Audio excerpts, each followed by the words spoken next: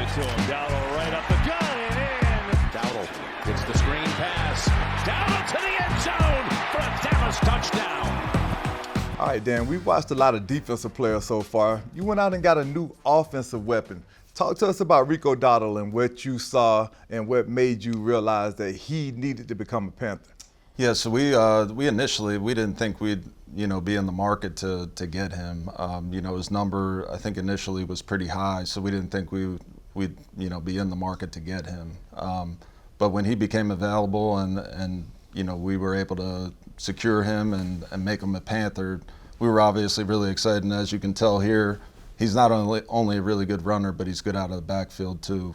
Check down, screens, and he can make things happen after the catch. Yeah, so when I saw it pop up on the screen that we had just signed him, and then I saw the number that you were able to get him at, I'm like, yeah, that was a steal, because he's a great player. It's that guy in the corner over there. And he adds a lot of value. Hey, great job, man. Good job. Way to make that work. But, I think there's something to be said for a player being able to come back to his home state and play for the team that he grew up watching the most. And, just to be able to secure him, what does he do for the offensive backfield? And I know we signed Chuba to a long-term deal, and we know what he brings to the table, but what does Rico also add? Well, I think if you look at most running back rooms, the best running back rooms are the ones that have two backs that they're both really good runners, right? So for us to have Chuba and spell Chuba with Rico, we're not going to lose much per se when he comes on the field. They'll both be able to keep each other healthy. It's a long season, as we know. Yes. Guys get nicked up, guys get hurt, and to have a guy like this, behind Chuba is super valuable. They have Rico flex right here, and he's running a route. Obviously, I think that's on a safety right there. So, again, not only is he gonna impact as a first and second down runner, but on third down passing downs, we're gonna be able to flex him out. Coach Canales, I know, is creative, and he's going to be able to do creative things with him out of the backfield. Yeah, take it back to the top of this route on the other angle right here so we can see. I want to show you this one thing. So watch this stem at the top of this route where he creates this separation. Mm-hmm. So this says to me, if I'm a linebacker and I'm watching this film, I have to approach this like I'm guarding a receiver. Yeah, no doubt. Because he didn't run this like a normal running back would run a route. Like, he stemmed at the top of the route and made separation from the DB.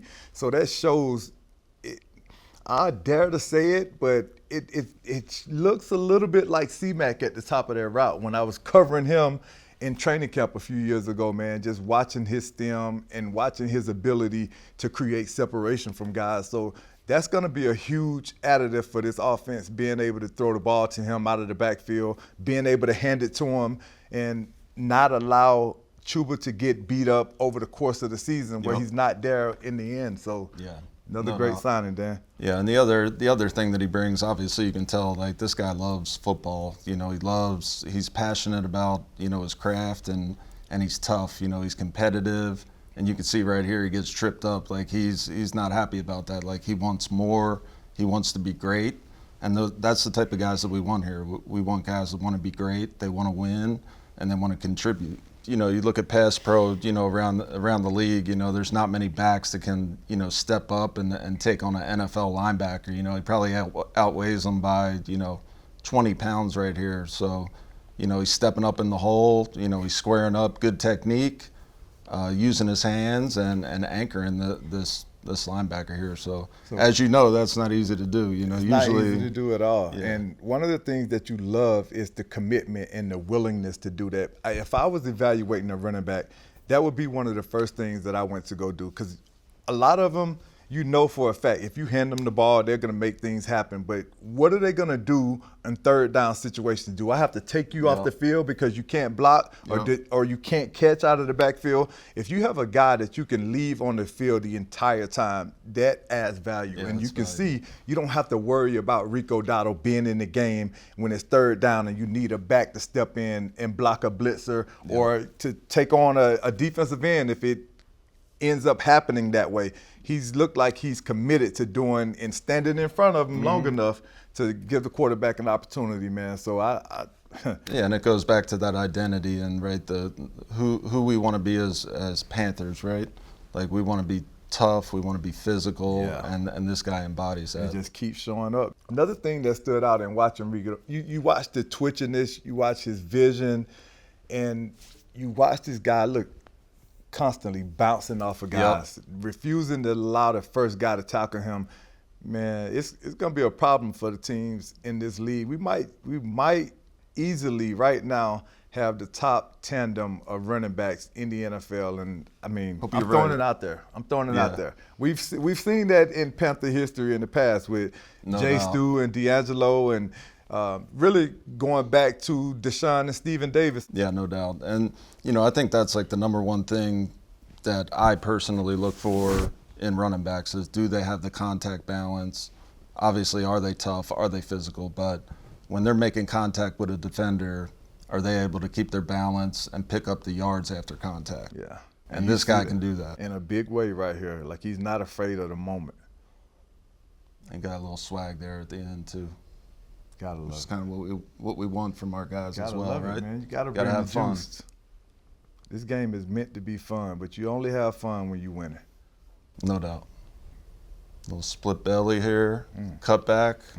There's another example, right? Lowering his shoulder, good pad level, good contact balance. He's strong. Holy sh! He's keeping his balance. He's breaking tackles, churning out yards after contact. Listen, that was all Rico on this play, because the Giants had everything schemed up exactly the way that they wanted it. This should have gone for, at the most, a 2-yard gain with him falling forward.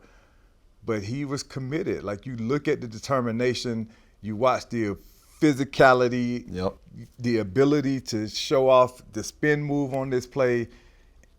Look, man, damn. And a lot of times, too, right? Like, second level right here, the safety, he sees him being physical all game. I'm going to run through you. I'm going to run through you. He don't want no smoke. What's he do? He's got a little spin. He don't want no smoke. That's what he did. So he does a good job just kind of knowing, setting things up. He closed his eyes and he prayed, and it didn't work out for him. No, it didn't. God didn't answer it for him.